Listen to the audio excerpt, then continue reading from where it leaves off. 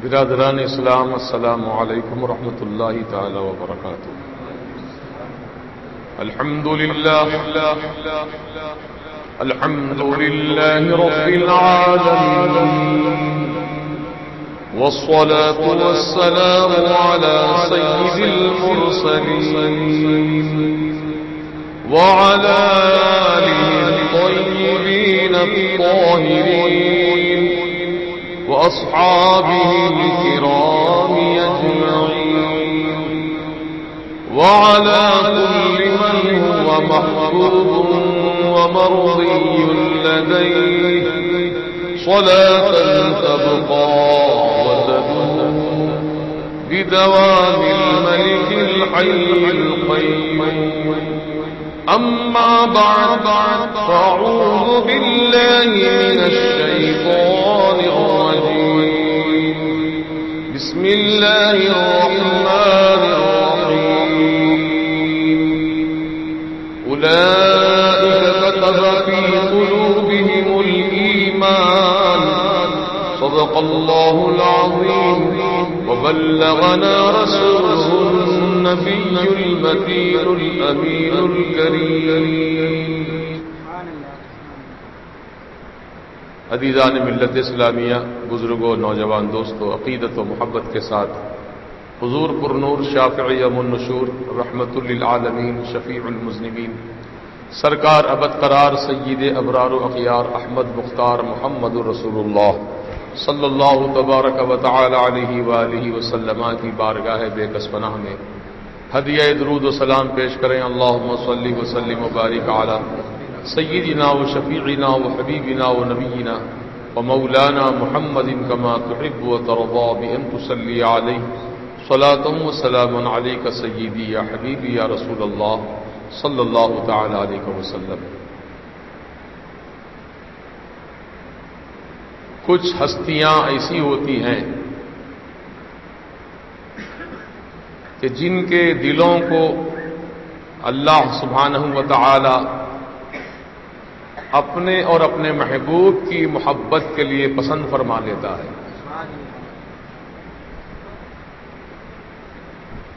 اور جو اللہ تبارک و تعالی کے کرم سے اس کے پسندیدہ ہو گئے تو اللہ تعالیٰ ان کو اپنی نعمتوں سے اور کمالات سے، جود و نوال سے مرصع فرماتا ہے. وہ لوگ جن کے دلوں میں اللہ تعالیٰ نے ایمان نقش کر دیا، اولئک کتب فی قلوبہم الایمان، کہ وہ لوگ ہیں جن کے دلوں میں اللہ تعالیٰ نے ایمان نقش کر دیا ہے. ایک ایمان کا رہنا ہے، دل میں ایمان ہے، ایک ایمان کا نقش ہو جانا ہے. دل میں ایمان ہے، خدا نہ خواستہ کوئی اگر ایسا کام کر بیٹھے یا ایسی بولی اپنی زبان سے بول دے جس سے ایمان ہی ختم ہو جائے. ایمان تھا لیکن گستاخی کرنے کی وجہ سے، رسول پاک علیہ السلام کی توہین کی وجہ سے، یا اللہ تعالی کی بارگاہ میں کفریہ کلمات کہنے کی وجہ سے ایمان رخصت ہو گیا، چلا گیا ایمان. تو ایمان تو رہتا ہے، اور گستاخی کی بنیاد پر اللہ اور اس کے رسول کی جناب میں بارگاہ میں جب گستاخی کرے کوئی تو ایمان جو سینے کے اندر تھا وہ نکل گیا. ایک صورت تو یہ ہے. دوسری صورت یہ ہے کہ جن کے دلوں میں اللہ تعالی نے ایمان نقش کر دیا ہے، سبحان اللہ سبحان اللہ، جب ایمان نقش ہو چکا تو ایمان نکلنے والا نہیں ہے. سبحان اللہ سبحان اللہ. اللہ تعالیٰ انہی کے دلوں میں ایمان نقش کرتا ہے جو ہمیشہ ایمان والے رہتے ہیں، سبحان اللہ سبحان اللہ. کبھی وہ ایمان سے خالی نہیں رہتے. ان شخصیات میں، ان ذوات میں سیدنا سرکار اعلی حضرت عظیم البرکت مجدد دین و ملت کی ذات بابرکت ہے۔ چنانچہ آپ کی جو تاریخ ولادت ہے 10 شوال المکرم سن 1272، جو آپ کی تاریخ ولادت ہے، تو یہ آیت جو قرآن کی میں نے پڑھی آپ کے سامنے، اولئک کتب فی قلوبہم الایمان، تو اس آیت میں جتنے حروف ہیں، ان حروف کے جتنے عدد ہیں، وہی عدد اعلی حضرت کی تاریخ ولادت سے متعلق ہے۔ سبحان اللہ، سبحان اللہ، سبحان اللہ۔ سن ولادت کہتے ہیں اس کو۔ اعلی حضرت جس تاریخ میں، جس سن میں پیدا ہوئے، جتنے حروف، جیسے 10 شوال 10 1272 ہجری، تو یہ تمام عدد کو جوڑا جائے تو 1272 اور 10 کتنے ہو گئے؟ 1282 ہو گئے۔ تو یہ اللہ تعالیٰ نے آیت میں جو الفاظ ارشاد فرمائے ہیں اور الفاظ میں جو حروف ہیں، ان حروف کے اعداد نکال کر اگر جوڑا جائے تو اعلی حضرت کی تاریخ ولادت ثابت ہو جاتی ہے۔ جتنے عدد ہیں اس آیت میں، وہی عدد اعلی حضرت کی تاریخ ولادت کے ہیں۔ تو اس سے معلوم ہوا کہ اعلی حضرت کے عظیم البرکت کی وہ ذات مبارکہ ہے جن کے دل میں اللہ تعالیٰ نے ایمان پیدا ہوتے ہی نقش کر دیا، پیدا ہوتے ہی ایمان نقش کر دیا۔ اب جن کے دلوں میں ایمان نقش ہو چکا، وہ بڑے قسمت کے دھنی ہیں، اور اللہ تعالیٰ نے ان کو کمالات سے نوازتا ہے۔ چنانچہ اعلی حضرت کے دل میں جو ایمان نقش ہو چکا اللہ کی طرف سے، اس کا فیض یہ ملا کہ اعلی حضرت عشق رسول میں اور علم رسول میں، عشق رسول اور علم رسول، یہ دونوں میں آپ کی شخصیت نمایاں نظر آتی ہے۔ سبحان اللہ۔ عشق میں بھی آپ کا مقام اعلیٰ ہے، علم کے اندر بھی مقام آپ کا اعلیٰ ہے۔ عشق رسول کیسا تھا؟ جان و دل ہوش و خرد سب تو مدینے پہنچے، جان و دل ہوش و خرد سب تو مدینے پہنچے، تم نہیں چلتے رضا سارا تو سامان گیا۔ یہ عشق رسول ہے۔ مرا تن من دھن سب پھونک دیا، یہ جان بھی پیارے جلا جانا، یہ عشق رسول ہے۔ اے عشق تیرے صدقے جلنے سے چھٹے سستے، جو آگ بجھا دے گی وہ آگ لگائی ہے۔ یہ عشق رسول ہے اعلی حضرت کا، یعنی عشق رسول کی آگ جس کے سینے میں جلتی ہے، یہ آگ عشق رسول کی ایسی آگ ہے، قسم خدا کی جب ایسی عشق رسول کی آگ والا جہنم کے اوپر سے گزرے گا تو جہنم چیخ کر کہیں گی، اے عاشق رسول جلدی چلا جا میرے اوپر سے، کیونکہ تیرے اندر جو عشق رسول کی آگ ہے، تیری آگ سے میں ٹھنڈی پڑی جا رہی ہوں۔ جہنم کی آگ ٹھنڈی ہو رہی ہے عشق رسول کی آگ سے، تو اسی لیے اعلی حضرت فرما رہے ہیں، اے عشق تیرے صدقے جلنے سے چھٹے سستے۔ پکڑے جاتے نا، جلائے جاتے جہنم کی آگ میں، کیا ہمارے بدن میں اتنی طاقت ہے، چمڑی ہڈی میں، گوشت پوست میں، کہ عذاب جہنم کی آگ کو ہم برداشت کر پائیں؟ نہیں، ہمارا بدن بہت کمزور ہے، ذرا سی چوٹ لگ جاتی ہے، ذرا زخم ہو جاتا ہے تو بے چین و بے قرار ہو جاتے ہیں، چلانے لگتے ہیں، بے ہوش ہو جاتے ہیں، ذرا سی تکلیف ہم کو برداشت نہیں ہے۔ جب پورا بدن آگ میں جھونک دیا جائے گا تو کیا حال ہوگا؟ لیکن جس کے سینے میں عشق مصطفیٰ ہے وہ جلے گا نہیں، وہ جلے گا نہیں۔ اللہ پاک عشق مصطفیٰ کے صدقے میں اس کو جہنم کی آگ سے آزادی عطا فرما دے گا۔ اے عشق تیرے صدقے، اعلیٰ حضرت فرما رہے ہیں، اے عشق رسول میں تیرے صدقے ہو جاؤں، میں تیرے قربان ہو جاؤں، کیا نعمت اللہ نے مجھ کو دیا ہے۔ عشق رسول کی نعمت، کیا نعمت مجھ کو ملی ہے، یہ نعمت ایسی نعمت ہے کہ میں جہنم کی آگ سے سستے چھٹ گیا۔ تو جو عشق رسول اپنا لیتے ہیں، جن کے سینے میں محبت رسول کا چراغ روشن ہو جاتا ہے، وہ جہنم کی آگ میں جلنے سے بچ جاتے ہیں۔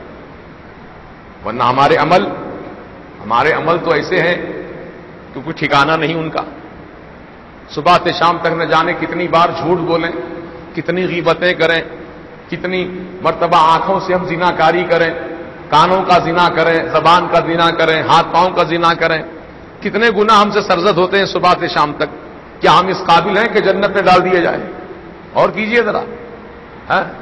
ہمارا نہ لباس صحیح ہے، نہ ہمارے چہرے صحیح ہیں، نہ ہمارا کھانا صحیح ہے، نہ ہمارا پینا صحیح ہے، نہ ہماری شادی بیاہ صحیح ہے.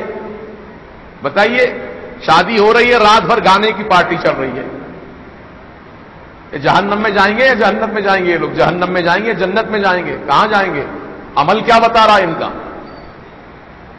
اللہ تعالی یقیناً ہر کام سے تمہارے ہمارے کام سے باخبر ہے. واللہ علیم بما تعملون، اللہ خوب جانتا ہے جو تم کر رہے ہو. اچھا کر رہے ہو تو اللہ اس کو بھی جانتا ہے، اور برا کر رہے ہو اس کو اللہ اس کو بھی جانتا ہے. کوئی کام اس سے چھپا ہوا نہیں ہے.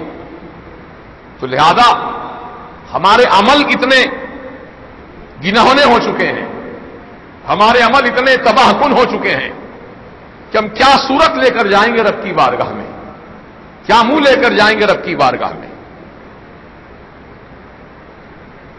اللہ تعالیٰ تو ساری کائنات کا مالک حقیقی ہے. اس رب کریم کی بارگاہ میں جانا ہے ہم سب کو. کیا چہرہ لے کر جائیں گے؟ ہمارے عمل ایسے ہیں، ہمارا کردار ایسا ہے. بس ایک نعمت ایسی ہے، اگر وہ نعمت کسی کو نصیب ہو جائے تو اللہ تعالیٰ اس کے گناہوں کو نہیں دیکھیں گا یہ گناہ کر رہا تھا کہ کیا کر رہا تھا. یہ دیکھیں گا کہ اس کے سینے میں میرے محبوب کی محبت ہے، میرے حبیب کی محبت اس کے سینے میں ہے. تو اللہ پاک اسی محبت رسول کے صدقے میں اس کے سارے گناہوں کو معاف کر کے جنت کی بہاریں عطا فرما دے گا. یہ اللہ تعالیٰ کا کرم ہے، کیونکہ اللہ تعالیٰ خود محبت کرتا اپنے رسول سے، اللہ تعالیٰ خود محبت کرتا اپنے پیارے حبیب سے. تو اللہ تعالیٰ کی اس سنت پر جو عمل کر لیا، یہ رسول سے محبت کرنا اللہ کی سنت ہے، رسول سے محبت کرنا اللہ تعالیٰ کا طریقہ ہے. تو جو اس طریقے کو اپنا لیا، رسول پاک کی محبت کو سینے میں جگہ دے لیا، تو اللہ تعالیٰ یہ دیکھیں گا کہ میرا بندہ میرے طریقے پہ عمل کر رہا ہے، میری سنت کو اپنایا ہے، میری محبت کو یہ بھی اپنایا ہے. لہذا یہ جنت کا حقدار ہے، جنت میں جائے. کیا آپ نہیں جانتے حضرت موسیٰ علیہ السلام کا ایک امتی تھا، شرابی تھا، کبابی تھا، زانی تھا، جواری تھا، سٹے باز تھا، گالی گلوچ کرتا تھا، شراب پیتا تھا، لوگوں کو مارتا تھا، تکلیف پہنچاتا تھا. لوگ بددعا کرتے تھے اس کے مرنے کی، یا اللہ اس کو جلد سے جلد ہلاک کو برباد کر دے، اس کی وجہ سے ہمارا چین سکون برباد ہو گیا ہے، اے اللہ اس گناہگار آدمی کو جلد سے جلد دنیا سے اٹھا لے. لوگ بددعا کرتے تھے اس کے لیے. اب اللہ تعالیٰ کی مرضی سے وہ آدمی مر گیا، تو محلے والے اس کی لاش کو کھینچ کر لے گئے، اٹھا کر نہیں لے گئے کاندھوں پر. جیسے کہ مسلمان مرتا ہے تو کہاں کھینچتے ہیں؟ ٹانگ پکڑ کے نہیں نا، اس کو کاندھوں پہ اٹھاتے ہیں، جنازے میں رکھتے ہیں، عزت کے ساتھ اٹھاتے ہیں. لیکن اس کی لاش کو بہت ہی بے عزتی کے ساتھ، بے دردی کے ساتھ کھینچ کر لے کر گئے، اور جہاں پورے محلے کا کچرا ڈالا جاتا تھا، اس کچرے میں اس کی لاش کو پھینک دیا. لاش کو پھینکنا ہی تھا کہ اللہ تعالی کی طرف سے وحی اتری موسیٰ علیہ السلام پر، اے موسیٰ، اگر تم اپنی امت کی بخشش چاہتے ہو، اپنی امت کی بخشش چاہتے ہو، اپنی امت کی مغفرت چاہتے ہو، تو اپنی امت کو ایک کام کا حکم دو. مولا فرمائیے کیا حکم ہے آپ کا؟ رب تعالیٰ نے فرمایا کہ فلاں نام کا فلاں جگہ ایک آدمی مر گیا ہے، اس کی لاش کو بے عزتی کے ساتھ کچرا پھینکنے کی جگہ پر پھینک دیا گیا ہے. اے موسیٰ کلیم اللہ، اپنی امت کو حکم دو کہ اس کی لاش کو وہاں سے اٹھائیں، اس کو غسل دیں، کفن پہنائیں، اور تمہاری شریعت کے مطابق اس کی نماز جنازہ ادا کریں، اور پھر اس کو دفن کریں قبر میں عزت کے ساتھ. اگر بخشش چاہتے ہو آپ امت کی تو یہ کام کرنا ضروری ہے. تو موسیٰ علیہ السلام بھی جانتے تھے اس مرے ہوئے آدمی کو، یہ بہت بڑا گناہگار آدمی تھا، فاسق و فاجر آدمی تھا، علانیہ گناہ کر کے لوگوں کو تکلیف پہنچاتا تھا. ایسے آدمی کے لیے اللہ کا ایسا حکم ہو رہا ہے. میری امت کی بخشش کا دار و مدار اس کام پر رکھا گیا ہے. اللہ تعالیٰ کی بارگاہ میں موسیٰ کلیم اللہ یوں عرض گزار ہوئے، مولا میں جانتا ہوں یہ آدمی بڑا گناہگار تھا، بڑا سیاہ کار تھا، بدکار تھا، شرابی تھا، کبابی تھا. اللہ کا ارشاد ہوا، ہاں ہاں موسیٰ میں بھی جانتا ہوں یہ آدمی شرابی تھا، کبابی تھا، گناہگار تھا، سیاہ کار تھا، بدکار تھا، لیکن اے موسیٰ زندگی میں اس نے ایک کام اچھا کیا تھا. جو کتاب میں نے توریت تم پر نازل کی تھی، توریت کتاب جو تم پر میں نے نازل کی تھی، اس کتاب کو ایک دن یہ آدمی اٹھایا تھا پڑھنے کے لیے. کتاب کھولا، توریت کھولا تو سب سے پہلی نگاہ اس کی میرے محبوب کے نام محمد پہ پڑی. میرے محبوب کے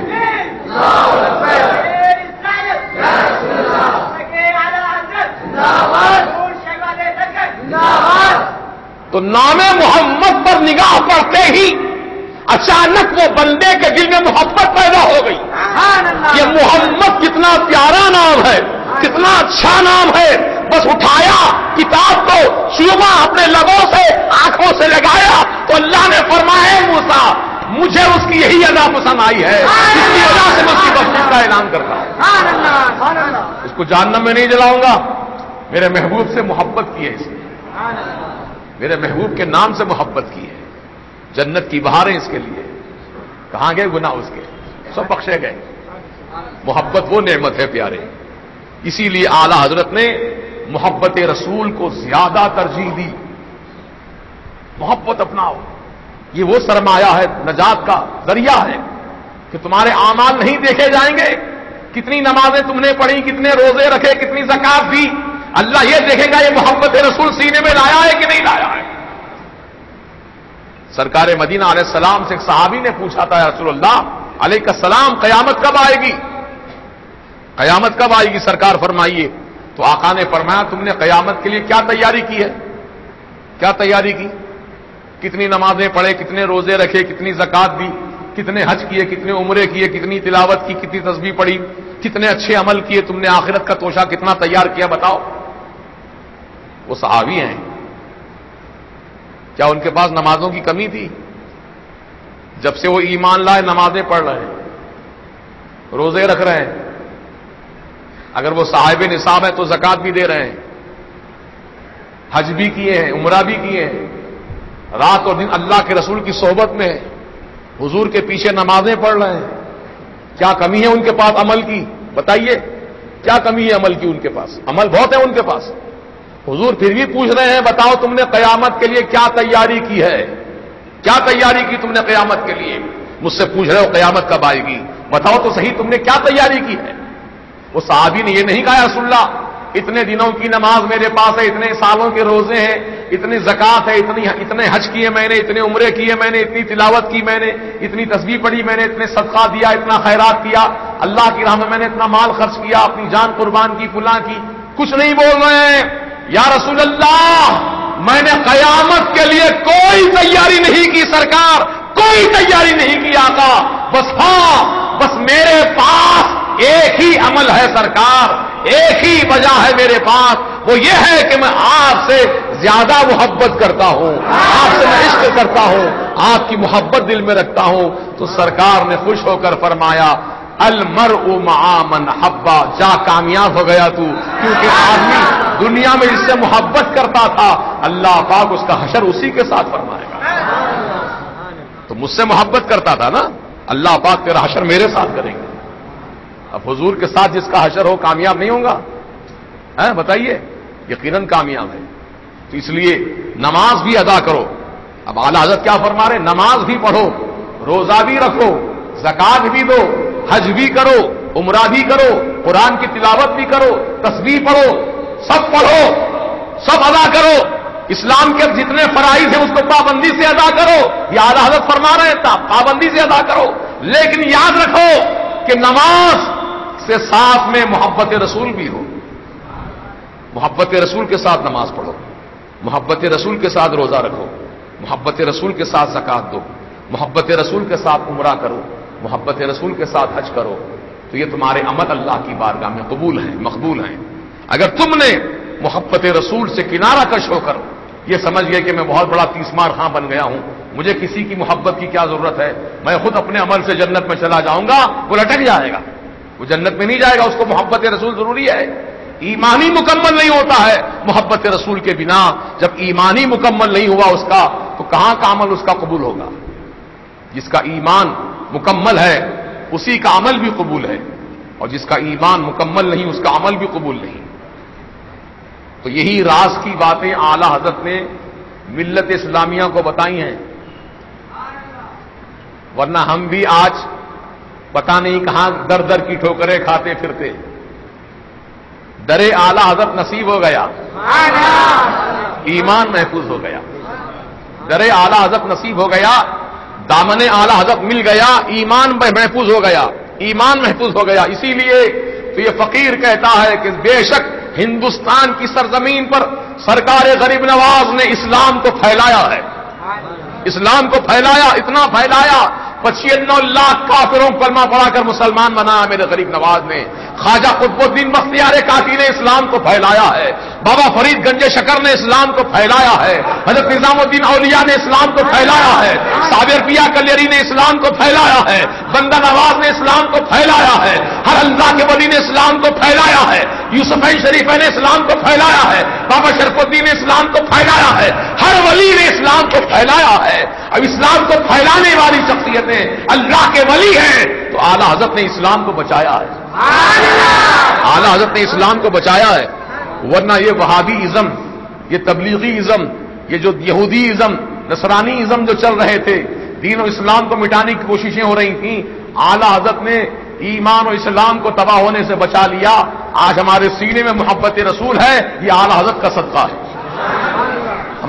ہم جو سرکار کا نام سن کر انگوٹھے چومتے ہیں، آنکھوں سے لگاتے ہیں، یہ اعلی حضرت کی تعلیمات کا صدقہ ہے۔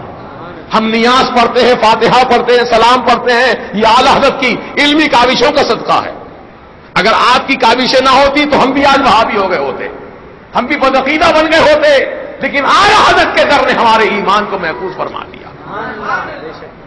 تو اولیاء اللہ نے اسلام کو پھیلایا ہے، اور میرے اعلی حضرت نے اسلام کو بچایا ہے۔ چاروں طرف ہیں نجدی وہابی، چاروں طرف ہیں نجدی وہابی، بیچ میں میرا تنہا رضا۔ چاروں طرف ہے نجدی وہابی، بیچ میں میرا تنہا رضا۔ ایسے میں اسلام بچانا سب کے بس کی بات نہیں، ایسے میں اسلام بچانا سب کے بس کی بات نہیں۔ آپ غور کیجئے کہ ہندوستان میں سن 1856 عیسوی سے لے کر آج کی تاریخ تک جتنے بھی فرقے بنے ہیں کلمے کی بنیاد پر یا اسلام کے نام پر، ہر فرقہ یہ چاہتا تھا کہ اسلام کا نام لے کر اسلام کو ڈیمیج کیا جائے۔ نام اسلام کا رکھو، سامنے قرآن رکھو، سامنے حدیث رکھو، اور اسلام کو ختم کرو۔ یہ ان کی سازشیں ہیں۔ یہ کس کی سازشیں ہیں؟ دراصل یہ یہود و نصارہ کی سازشیں ہیں۔ ان کو اپنا اعلی کار بنایا، ان مولویوں کو ان کے ذریعے سے کام کرایا۔ اب آج مسلمان بتائیے اتنی بڑی تعداد میں ہے، حیدرآباد ہی کی مثال لے لیجیے، کیا پورے حیدرآباد کے مسلمان ایک متحد ہیں؟ بتائیے، ایمان کی بات بولیے، متحد ہیں ہم لوگ؟ نہیں، مختلف خانوں میں بٹ گئے، مختلف فرقوں میں تقسیم ہو گئے۔ کوئی تبلیغی جماعت میں چلا گیا، کوئی اہل حدیث میں گیا، کوئی مودودی جماعت میں گیا، کوئی قادیانی بن گیا، کوئی رافضی بن گیا، کوئی بہرا بن گیا، کوئی خجہ بن گیا، کتنے فرقے بن گئے اسلام کے نام پر۔ ہم ایک نہیں ہیں، جبکہ سرکار کے زمانے میں ہم سب مسلمان ایک تھے، 1,24,000 صحابہ تھے، سب ایک تھے۔ آج ہم کیوں الگ الگ ہو گئے؟ کیوں ہوئے الگ؟ تو انگریزوں نے مسلمانوں کی طاقت کو توڑنے کے لیے مسلمانوں ہی کے اندر سے کچھ زر خرید مولوی جو تھے، ان مولویوں کا انہوں نے انتخاب کیا، کیونکہ ہر قسم کے لوگ نہیں رہتے نا دنیا میں۔ کوئی لالچی رہتا، کوئی عورت کا لالچی رہتا، کوئی دولت کا لالچی رہتا، کوئی عورت کے واسطے ایمان بیچ دیتا، کوئی دولت کے واسطے ایمان بیچ دیتا۔ تو ایسے لالچی عالموں کو تلاش کیا انہوں نے، کون کون ہماری لالچ میں آ سکتا ہے۔ انہوں نے تلاش کر کے چند مولویوں کو مہینہ تنخواہیں بھی دیں، بنگلے دیے، گھوڑا گاڑی دی اس زمانے میں، نوکر چاکر دیے خدمت کے لیے. جیسے سمجھو کہ آج کے زمانے میں گورنر کو جو مرتبہ حاصل ہے، ایک بڑی بلڈنگ ہوتی ہے گورنر کی، گورنر ہاؤس بولتے ہیں اس کو، وہاں پر نوکر چاکر ہوتے ہیں، حفاظت کا انتظام ہوتا ہے، سواری کا انتظام گورنمنٹ کی طرف سے ہوتا ہے. تو ایسے ہی ان مولویوں کو انگریزوں نے بڑی سہولتیں دی، بڑی کوٹھیاں دی ان کو بنا کر کے، مفت میں، فری میں، نوکر چاکر دیے.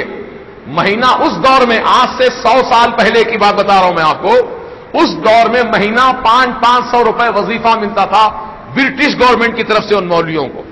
کتنا؟ 500 روپے وظیفہ. اس دور میں 100 سال پہلے کتنے قیمتی پیسے تھے 100 سال پہلے، غور کرو ذرا. 100 سال پہلے کوڑیوں کا بھی سودا خریدا جاتا تھا، کوڑیوں سے کوڑیاں بھی بکتی تھیں بازار میں، سودا ہوتا تھا اس کا. آج تو کم از کم کوئی چیز لینا ہو تو 10 روپے 5 روپے سے کوئی چیز کم نہیں ہے. اس زمانے میں کوڑیاں بکتی تھیں. گنڈے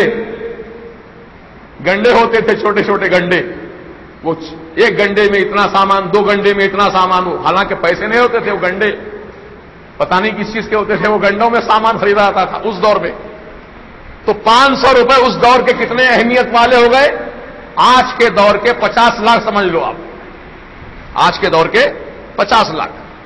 تو گورنمنٹ برٹش ان کو 50 لاکھ اس دور کے دیتی تھی.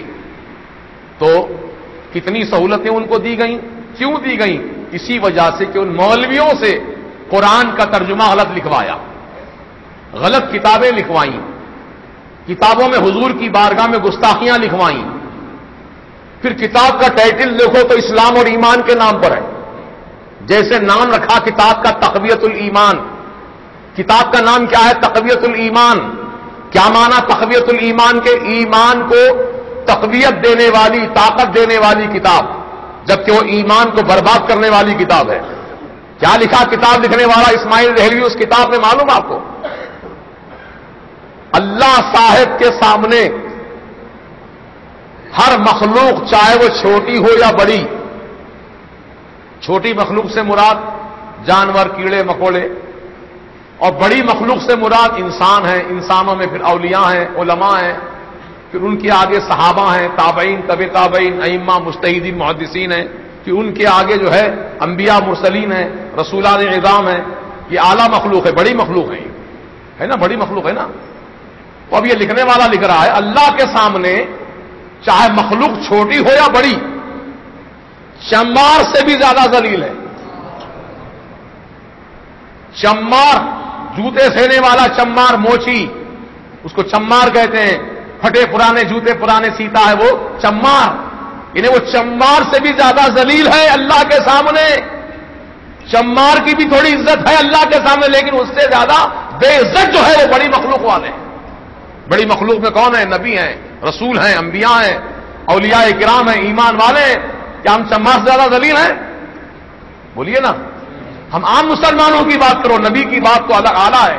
ہم عام مسلمان کیا چمار سے زیادہ ذلیل ہیں؟ نہیں. ایمان والوں کو اللہ نے عزت دی ہے. العزت للہ ولرسولہ وللمؤمنین. عزت اللہ کے لیے ہے، عزت رسول اللہ کے لیے ہے، عزت ایمان والوں کے لیے ہے. لیکن یہ بے عزت کہہ رہا ہے نبی کو، رسول کو، اولیاء کو، ایمان والوں کو، کہہ رہا چمار سے زیادہ ذلیل ہے. بتائیے یہ گستاخی نہیں ہے؟ ایسی کتابیں انگریزوں نے لکھوائیں ان سے پیسے دے کر، کتابیں پھیلا دی دنیا کے اندر.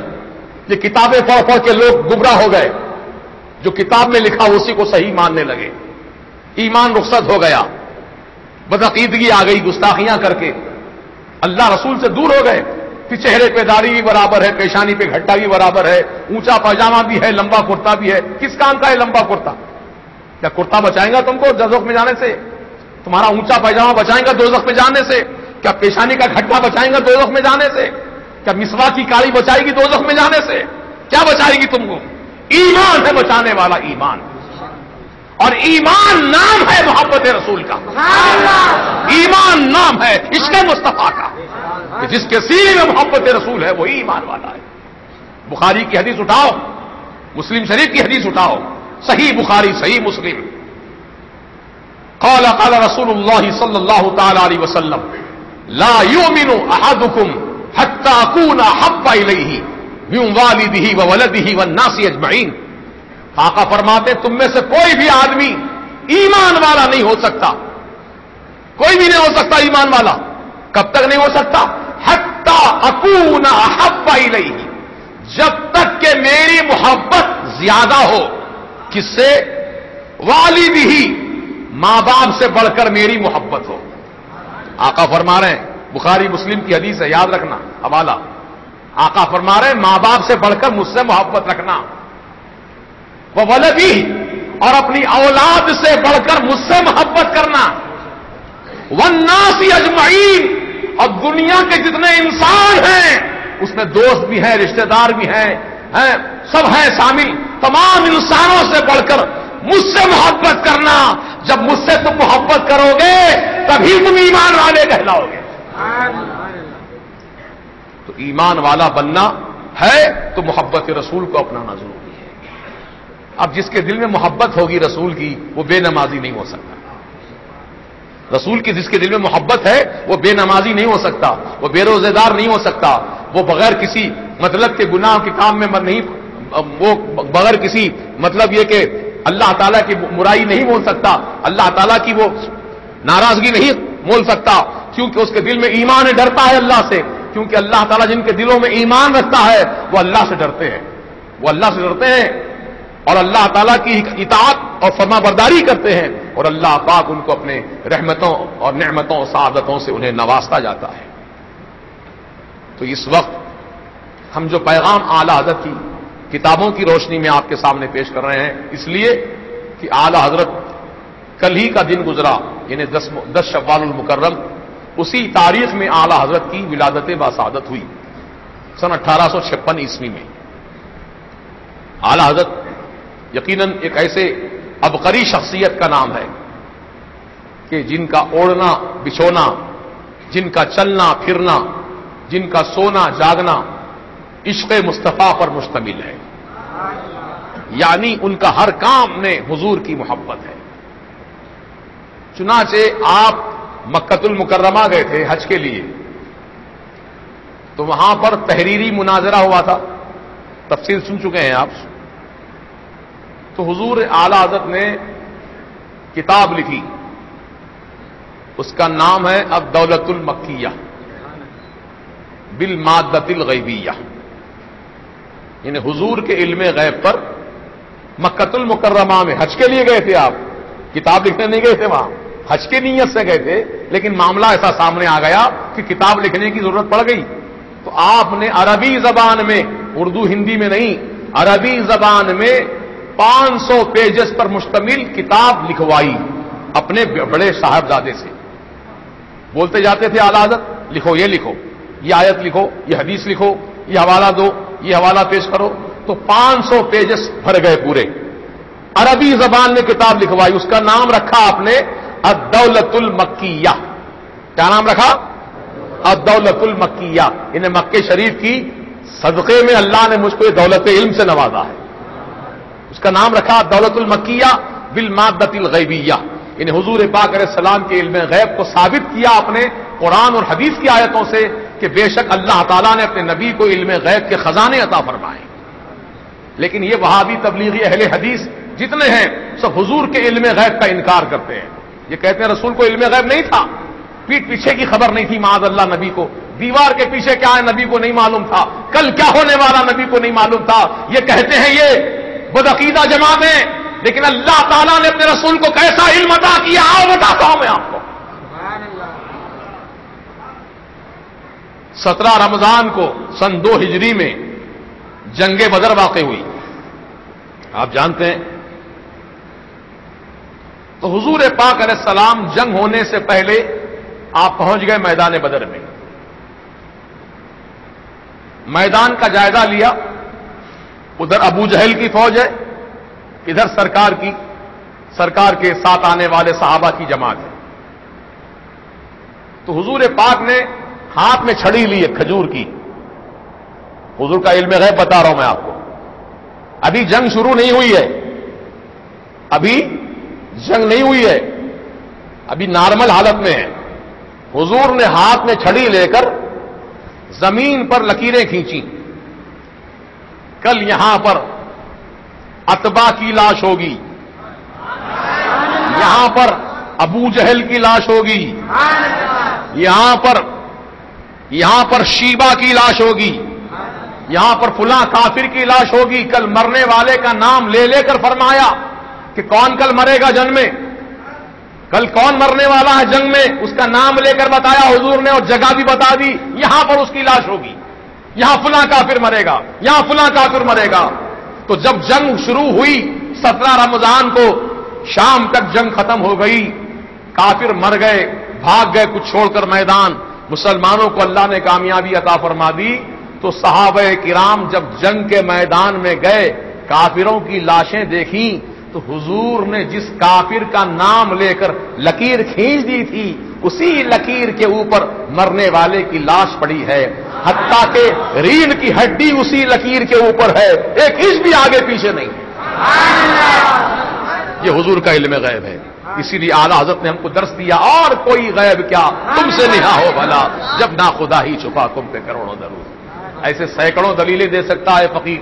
الحمدللہ یہ اعلیٰ حضرت کے فیضان کے صدقے میں. ہاں، اعلیٰ حضرت نے الحمدللہ احسان عظیم کیا ہے سنیوں پر. آج ہم سنیوں کا ایمان محفوظ ہے، ہماری عقیدت محفوظ ہے، ہمارا ایمان سلامت ہے، ہمارا عمل سلامت ہے، ہمارے دلوں میں فاتحہ کی محبت، سلام کی محبت، اولیاء اللہ کی محبت، عرس بزرگان دین اور اولیاء اللہ کی محبت کے ساتھ سرکار غوث اعظم کی 11ویں میلاد النبی منانا، حضور کا علم غیب ماننا، حضور کو مختار نبی ماننا، حضور کو حیات النبی ماننا، سرکار مدینہ کو اللہ کا نور ماننا، یہ ساری چیزیں جو نعمتیں ہم کو ملی ہیں، یہ اعلیٰ حضرت کے صدقے میں ملی ہیں. ہے تو سب قرآن حدیث میں، لیکن ہماری پہنچ وہاں تک نہیں تھی. اعلیٰ حضرت نے کتابوں کو چھان چھان کر ان تمام عقیدوں کو نکالا اور امت کو مسلمہ کو عطا فرمایا. سمجھے آپ؟ وہ نام آج تک ڈھونڈتے رہ جاتے تھے، کہاں حوالہ اس کا ہے، کہاں حوالہ اس کا ہے، اس کا ریفرنس کیا ہے، اس کا ریفرنس کیا ہے. اعلیٰ حضرت نے کتابوں کو کھول کھول کر رکھ دیا. اور آپ نے خود 1500 کتابیں لکھی. کتنی کتابیں؟ 1500 کتابیں 55 سبجیکٹ پر، یعنی ایک سبجیکٹ پہ نہیں ہے، 55 علوم و فنون پر آپ نے کتابیں تحریر فرما دی. قرآن شریف کا ترجمہ لکھا جس کا نام کنز الایمان ہے، اور نعتیہ کلام کا مجموعہ لکھا جس کا نام ہدایق بخشش ہے. ایسا نعتیہ کلام لکھا کہ آج ہر سننے والا اعلیٰ حضرت کی جب نعت سنتا ہے یا پڑھتا ہے تو روح اس کی جھوم اٹھتی ہے. اب بتائیے، اعلیٰ حضرت کی جو نعتیہ کلام کا مجموعہ ہے اس کا نام ہدایق بخشش ہے. کیا نام ہے اس کا؟ ہدایق بخشش. اور حضور مفتی اعظم نے جو لکھا نعتیہ کلام کا مجموعہ وہ سامان بخشش. ہدایق بخشش، یہ سامان بخشش کو. تو اللہ تعالیٰ کے کرم سے اعلیٰ حضرت نے ایسی نعتیہ شاعری لکھی ہے، خود فرماتے ہیں کہ قرآن سے میں نے نعت گوئی سیکھی. اعلیٰ حضرت فرما رہے ہیں قرآن سے میں سیکھا ہوں نعت گوئی، نعت پڑھنا، نعت لکھنا، کسی اور سے نہیں سیکھا، قرآن شریف سے میں نے سیکھا ہے. قرآن سے میں نے نعت گوئی سیکھی تاکہ رہے احکام شریعت ملحوظ. یعنی میں نہ غلو کیا، نہ افراط کیا، نہ تفریط کیا. حضور کی شان کو اس طرح بیان کیا جو قرآن میں بیان کی گئی ہے شان، جو حدیث میں بیان کی گئی شان، اسی کو میں نے نعت کی شکل میں پیش کیا ہے. بڑھایا گھٹایا نہیں اپنی طرف سے میں نے. جیسے بعض شاعر لوگ اتنا بڑھا دیتے ہیں، اتنا بڑھا دیتے ہیں کہ معاذ اللہ تعالیٰ کے برابر کر دیتے ہیں، جبکہ اللہ کی کوئی حد نہیں ہے. جیسے ایک شاعر کا کفریہ شعر میں پڑھ دیتا ہوں آپ کے سامنے، نخل کفر کفر نہ باشد، بتانے کے لیے. بس رہنے دو راز کھل گیا. اکثر قوال لوگ پڑھتے ہیں قوالی میں اپنی، بس رہنے دو راز کھل گیا، بندے بھی تم خدا بھی تم. معاذ اللہ، یعنی حضور کو خدا بول دیا، حضور کو بندہ بول دیا، تو یہ کفریہ کلمہ ہو گیا. جبکہ خدا نہیں ہے ہمارے رسول، اللہ کے بندے ہیں، اللہ کے رسول ہیں. بولو، اللہ کے رسول ہیں، اللہ کے خاص بندے ہیں. یہ اللہ نہیں ہے، اللہ اللہ ہے، رسول رسول ہیں. یہ اعلیٰ حضرت کا مسلک ہے. بس رہنے دو راز کھل گیا والی بات نہیں ہے اعلیٰ حضرت کے پاس. ہاں، اعلیٰ حضرت نے بہت احتیاط سے کام لیا ہے اور حضور پاک علیہ السلام کی ایسی مدح سرائی کی ہے کہ یقیناً جو مدح سرائی کا حق تھا آپ نے ادا کر دیا. حضرت حسان ابن ثابت رضی اللہ تعالیٰ عنہ ایک رسول کے عاشق شاعر گزرے ہیں، اور ایک دوسرے شاعر ہندوستان میں گزرے ہیں جن کا نام امیر خسرو رحمۃ اللہ علیہ، حضرت نظام الدین اولیاء کے مرید ہیں، جن کا مزار پاک حضرت کے فائین مبارک میں ہے، امیر خسرو رحمۃ اللہ علیہ، جن کو طوطی ہند کہا جاتا ہے، انہوں نے صرف فارسی زبان میں شاعری کی ہے، لیکن اعلی حضرت نے فارسی میں، ہندی میں، عربی میں، اردو میں شاعری فرمائی ہے۔ چنانچہ ایک شعر آپ کا 4 زبانوں پر مشتمل شعر ہے، پڑھ کے سنا دیتا ہوں، سن لو۔ لم یاتی نذیرک فی نظر، یہ عربی ہے، یہ لم یاتی نذیرک فی نظر مثل تو نشد پیدا جانا، یہ فارسی ہے، پہلے عربی تھا، یہ فارسی ہے۔ جگراج تو تاج تورے سر سو ہے، یہ ہندی ہے۔ جگراج تو تاج تورے سر سو ہے، تجھ کو شہد و سرا جانا، یہ اردو ہے۔ 4 زبانوں میں شاعری کی میرے اعلی حضرت نے۔ انفی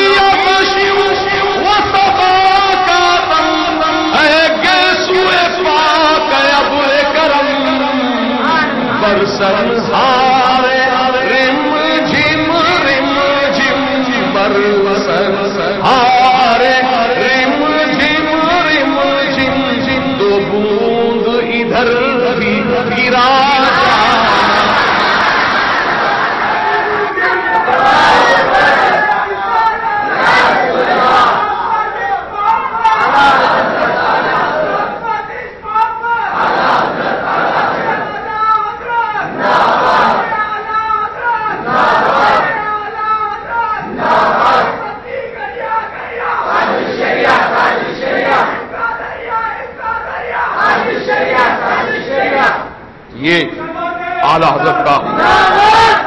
یہ اعلی حضرت کا علمی دبدبہ ہے کہ آپ نے ایک شعر میں 4 زبانیں لکھی ہیں، ایسا کوئی شاعر آج تک دیکھنے کو نہیں ملا۔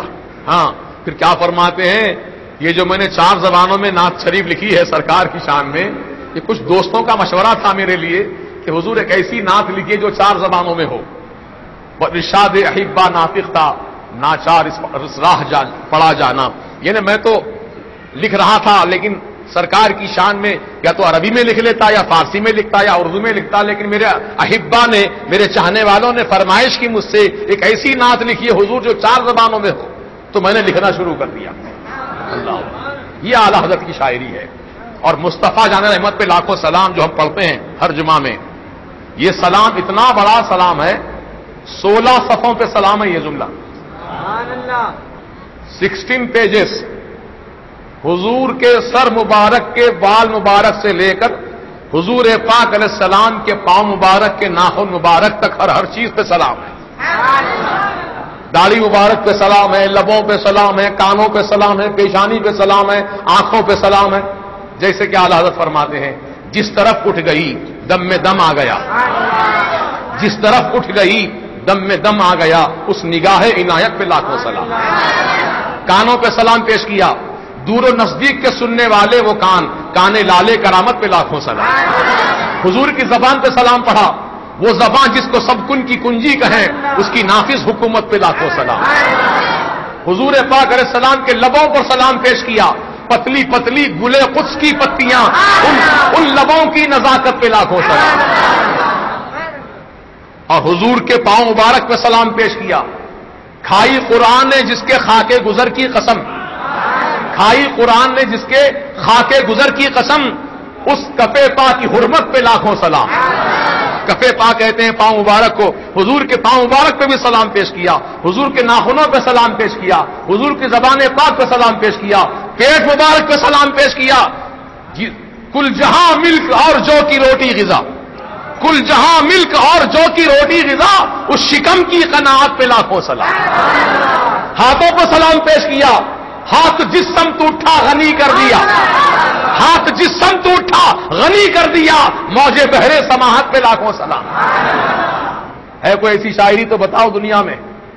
سرکار مدینہ علیہ السلام کی محبت میں قلم اٹھایا تو ایسا قلم اٹھایا کیا ساری دنیا کی شاعری پہ جھوم رہی ہے۔ اور اعلی حضرت کی شاعری جو شوق و محبت کے ساتھ سن لے، اس کے دل میں بھی عشق مصطفیٰ کا چراغ روشن ہو جائے گا. یہ شاعری ہے اعلی حضرت کی. الحمدللہ. لوگ کہتے ہوں گے شاید مولانا چونکہ ان کے چاہنے والے ہیں یا ان کے مرید ہیں, ان کے در سے وابستہ ہیں, اس لیے ان کی تعریف زیادہ کر رہے ہیں. حقیقت خدا کی قسم بیان کر رہا ہوں, یہ تعریف بیجا نہیں ہے, بجا تعریف ہے. پورے چیلنج کے ساتھ بولتا ہوں, میں نے جو جملے کہے ہیں اگر ایک جملہ بھی میرا ثابت غلط کر دو تو زندگی بھر غلامی کروں گا اس کی. میں نے جو کہا ہے تقریر میں آج اعلی حضرت کے متعلق وہی حق ہے اور وہی سچائی ہے, وہی حقیقت ہے. چونکہ ہم لوگ جانتے نہیں ہیں اعلی حضرت کون. اعلی حضرت حضور نظام کو اعلی حضرت بولتے ہیں لوگ. حضور نظام گزرے نا حیدرآباد میں, نظام حکومت, اعلی حضرت ان کو, لیکن یہ دنیا کے اعلی حضرت ہیں اور یہ دین و دنیا کے اعلی حضرت ہیں. یہ وہ اعلی حضرت ہیں. داغ دہلوی جیسے شاعر, داغ دہلوی کا نام سنا نا, بہت بڑے شاعر ہیں دلی کے, داغ دہلوی. ان کے پاس اعلی حضرت نے ایک نعت شریف لکھ کے بھیجائی. وہ نعت شریف میں مقطع نہیں لکھا انہوں نے, اعلی حضرت نے مقطع نے آخری شعر میں جو اپنا تخلص لکھتے ہیں وہ تخلص نہیں لکھا, بس خالی نعت کے اشعار لکھ کر کے بھیج دیے. وہ نعت کے اشعار کیا تھے؟ درود پاک پڑھیں. ہاں, اللہم صلی علی سیدنا و نبینا مولانا محمد وآلہ وسلم صلاۃ و سلام علیک یا رسول اللہ صلی اللہ تعالی علیہ وسلم. ان کی مہک نے دل کے غنچے کھلا دیے ہیں. یعنی حضور کی خوشبو, اس کی مہک ایسی ہے کہ جب وہ سونگتے ہیں خوشبو تو ہمارے دل باغ باغ ہو جاتا ہے. ان کی مہک نے دل کے غنچے کھلا دیے ہیں, جس راہ چل گئے ہیں کوچے بسا دیے ہیں. ایک ہمارا دل کیا ہے, آزار اس کا کتنا, ہمارا دل کیا ہے, اس کی تکلیفیں کیا ہیں, بہت مختصر. دل بھی مختصر, تکلیف بھی مختصر.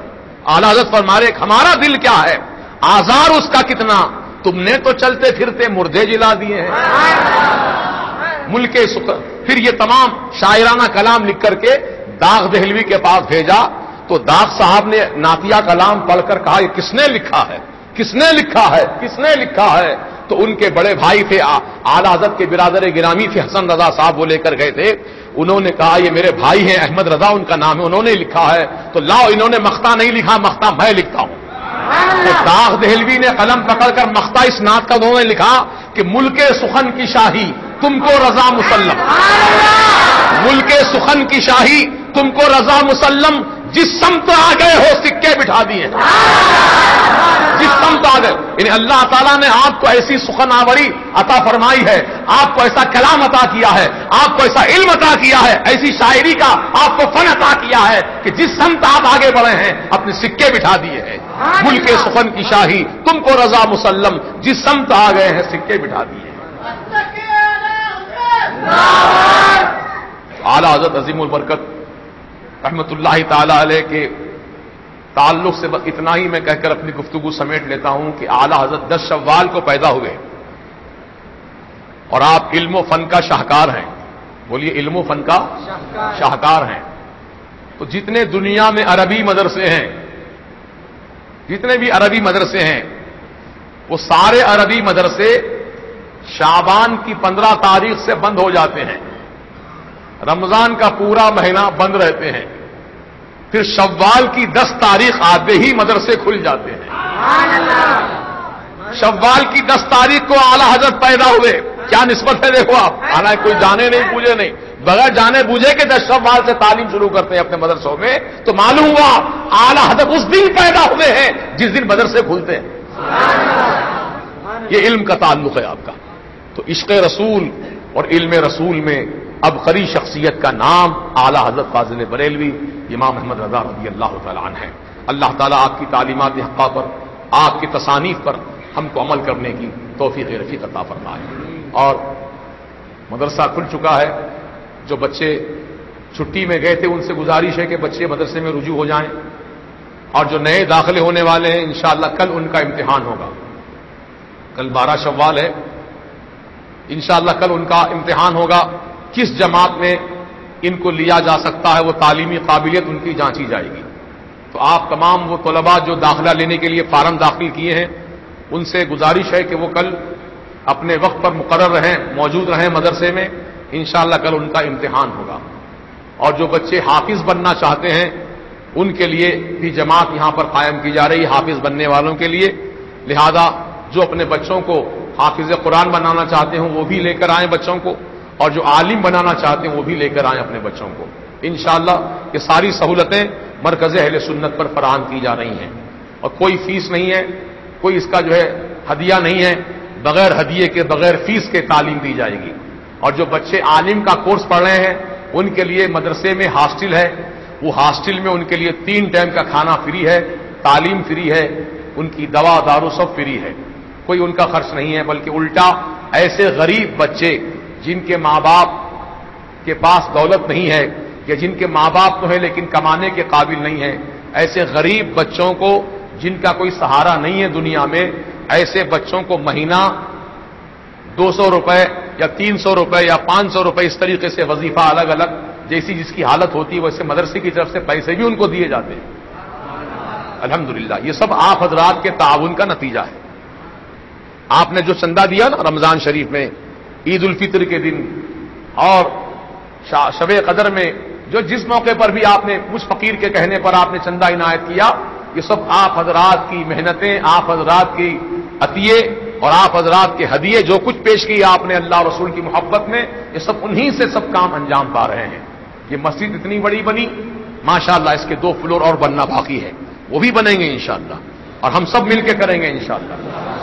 یہی تو آخرت کا سودا ہے میاں. یہ سب ریٹرن مال ہے. سب ایک مال وہ ہوتا ہے جو گیا تو گیا ہی گیا، ایک مال وہ ہوتا ہے جو ریٹرن ہوتا ہے. تو خدا اور رسول کی محبت میں جو مال خرچ ہوا وہ سب مال کیا ہے؟ ریٹرن. سو واپس ملنے والا ہم کو. لہذا فکر مت کرو جا رہا ہمارا 1,00,000 روپے چلے گئے، نہیں، فکر مت کرو 1,00,000 کے 2,00,000 ملنے والے ہیں. 1,00,000 کے 10 لاکھ اللہ دینے پر قادر ہے، 10 کروڑ دینے پر قادر ہے، 10 ارب دینے پر قادر ہے، 10 خرب دینے پر قادر ہے. اللہ کے پاس خزانوں کی کمی نہیں ہے، پر لینے والا چاہیے. اللہ تعالی ہم سب کو توفیق دے. تو ہم آپ سے گزارش کرتے ہیں کہ جب جب آپ سے کچھ اپیل کی جائے، آپ سے کچھ گزارش کی جائے، تو آپ حضرات کھلے دل کے ساتھ، محبت کے ساتھ اللہ اور اس کے رسول کی محبت میں قربانیاں دیں، مال پیش کریں. اللہ تعالیٰ اس کا بھرپور ثواب اور اجر آپ دونوں جہاں میں آپ کو عطا فرمائے گا.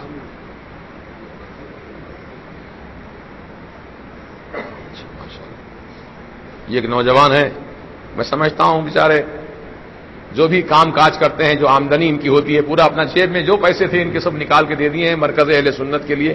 اللہ پاک خوب برکتیں عطا فرمائے، رحمتیں عطا فرمائے. مسجد کی تعمیر کے لیے کیا نام بیٹا؟ محمد نعیم القادری رضوی. یہ 500 روپے بچہ لا کر دیا ہے مسجد کی تعمیر کے لیے. اللہ پاک خوب جزائے خیر دے. اختر عبداللہ صاحب جو USA میں رہتے ہیں، انہوں نے آج کی تاریخ میں 49,975 روپے مرکز کے لیے عطا فرمائے ہیں. اور یہ چندہ ہم تک جو پہنچا ہے USA سے، امریکہ سے، ہمارے جناب مقبول میاں صاحب کے ایک چھوٹے بھائی فیروز میاں وہیں امریکہ میں رہتے ہیں. تو یہ ان کی وساطت سے، ان کے توسل سے اور ان کے تعاون سے الحمدللہ یہ رقم ہم تک پہنچی ہے. اللہ تعالیٰ فیروز خان صاحب کو بھی اور ان کے تمام اہل و عیال، ان کے جملہ متعلقین کو، اور سید اختر عبداللہ صاحب کو بھی اللہ تعالیٰ اجر عظیم عطا فرمائے اور دارین کی خوب سعادتیں، نعمتیں عطا فرمائے. کیا نام؟ ریاض الرحمان صاحب نے 100 روپے عطا فرمائے. اللہ جزائے خیر دے. وعلیکم السلام. شیخ ندیم آپ کے لیے بولے 5,000. شیخ ندیم مرکز کے لیے، جی. مرکز کے لیے شیخ ندیم صاحب 5,000 روپے بھیجے ہیں. باہر رہتے ہیں بھی جدہ میں ماشاءاللہ. اللہ تعالیٰ شیخ ندیم صاحب کو اجر عظیم عطا فرمائے، اور جو لا کر دیے ہیں صاحب اللہ ان کو بھی اجر عظیم عطا فرمائے. کیا نام بیٹا؟ عبد الزاہد نے 100 روپے دیے ہیں. اللہ تعالیٰ جزائے خیر دے. کیا نام بیٹا؟ محمد شعیب نے 51 روپے، 51 روپے دیے ہیں. اللہ تعالیٰ جزائے خیر دے. لو بیٹا جلدی جلدی. احمد محی الدین صاحب کی طرف سے 500 روپیہ عطا کیے گئے. اللہ جزائے خیر دے. نام بولیے. محمد ندیم صاحب کی طرف سے 200 روپے عطا کیے گئے ہیں. لو بیٹا نام بولو. سہیل رضوی 100 روپے عطا کیے ہیں، اللہ جزائے خیر دے۔ تو جو حضرات ابھی تعاون کر رہے ہیں اللہ تعالیٰ ان سب کو اجر عظیم عطا فرمائے۔ جلدی سے آئیے، وقت بہت ہو چکا ہے۔ اور دوسری گزارش یہ ہے کہ ہمارے مسجد کے جب سے الحمدللہ مسجد یہاں قائم ہوئی اس وقت سے، اس تاریخ سے، کیا نام؟ سید غلام حسین قادری صاحب 100 روپے عطا فرمائے ہیں۔ نام بولیے۔ نام نہیں ہے، یہ نوجوان بچے نے ماشاءاللہ رقم پہنچائی، اللہ تعالیٰ جزائے خیر دے۔ کیا نام ہے؟ سلیمان رضوی 100 روپے عطا فرمائے، اللہ جزائے خیر دے۔ کیا نام بیٹا؟ فہیم۔ یہ بچے نے، فہیم نے 100 روپے عطا فرمائے، اللہ جزائے خیر دے۔ تمہارے مسجد کے تعلق سے ہمیشہ مشورے اور دیگر تعاون، جیسے رجسٹری کا مسئلہ تھا مسجد کا، زمین کا، ہمارے سید احمد علی صاحب نے ماشاءاللہ اس میں تعاون کیا، ان کے ذریعے سے کام آسان ہو گیا۔ اللہ پاک ان کو اجر عظیم عطا فرمائے۔ اور ہمارے سید احمد علی صاحب کی اہلیہ جو شوگر کی مریضاں ہیں اور جن کے دونوں گردے فیل ہو چکے ہیں، اللہ پاک اپنے پیارے حبیب کے صدقے میں، اس مبارک جمعہ کے صدقے میں، یا اللہ تعالیٰ تو اپنے کرم سے سید احمد علی صاحب کی اہلیہ کو صحت کاملہ، شفاء عاجلہ، دائمہ قائمہ عطا فرما، اور جو ان کے دو گردے فیل ہو گئے پروردگار ان گردوں کو پھر سے درست فرما دے۔ ساری کائنات تو تیرے قبضے میں میرے مالک، ساری کائنات تیرے قبضے میں ہے، ذرہ ذرہ تیرے قبضے میں ہے میرے مولا، ان گردوں کو اچھا فرما دے جن کے گردے فیل ہو گئے، مولا تعالیٰ اپنے کرم سے نواز دے، صحت کاملہ عطا فرما۔ میر ارشد علی جو ہارٹ کے پیشنٹ ہیں، اللہ تعالیٰ میر ارشد علی کو بھی ہارٹ کی بیماری سے، دل کی بیماری سے اللہ نجات عطا فرما کر صحت کاملہ، شفاء عاجلہ عطا فرما دے۔ اور جتنے بھی مسلمان بیمار ہیں دنیا میں جہاں بھی، اللہ پاک ان تمام مسلمانوں کو صحت کاملہ عطا فرمائے۔ اور فلسطین کی سرزمین پر جو بچے زخمی ہیں، جو بوڑھے زخمی ہیں، عورتیں زخمی ہیں، مولا تعالیٰ ان کے زخموں کو جلد سے جلد منجمل فرما دے۔ اور جو چھوٹے چھوٹے بچے جو جنت کے پھول کی طرح میرے مالک، ظالم اسرائیل نے ان کو ہلاک و برباد کر دیا، لیکن مالک وہ تو جنت کے پھول ہیں، مولا ان کو جنت میں اعلیٰ مقام عطا فرما۔ اور ان کے جو ماں باپ اگر زندہ رہ گئے دنیا میں، مالک ان کے ماں باپ کو اس کا صبر عطا فرما، صبر جمیل کی توفیق عطا فرما۔ اور اسرائیل کمبخت، ظالم، امریکہ اس کا ساتھی، برطانیہ اس کا ساتھی، اور دیگر اس کے حواری جتنے ہیں پروردگار عالم، ان تمام ظالمین کو ان کے ظلم و جبر کی بنیاد پر اپنے عذاب علیم میں گرفتار کر کے ان تمام ظالموں کو نیست و نابود کر دے۔ یا اللہ اسلام اور مسلمانوں کا بول بالا کر دے۔ یا اللہ اسلام اور مسلمانوں کو مٹانے کی عالمی سطح پر سازشیں ہو رہی پروردگار، ان سازش کرنے والوں کو نامراد کر دے، ناکام کر دے، اور ہماری جان، مال، عزت، آبرو، ایمان کی حفاظت فرما، ہماری اولاد کی حفاظت فرما، ہماری مسجدوں کی حفاظت فرما، ہماری خانقاہوں کی درگاہوں کی حفاظت فرما، مولا تعالیٰ اپنے کرم سے ہمارے مدرسوں کی حفاظت فرما۔ صلی اللہ تعالی علی خیر خلقہ سیدنا محمد و آلہ و صحبہ اجمعین برحمتک یا ارحم الراحمین، حق لا الہ الا اللہ محمد رسول اللہ صلی اللہ علیہ وسلم۔ اب آپ حضرات، آج شان کی 11 تاریخ ہے، انشاءاللہ 11ویں شریف کی فاتحہ بعد نماز عشاء مسجد ہاضہ میں منعقد ہوگی، آپ حضرات شرکت فرمائیں، ختم قادریہ شریف بھی ہوگا۔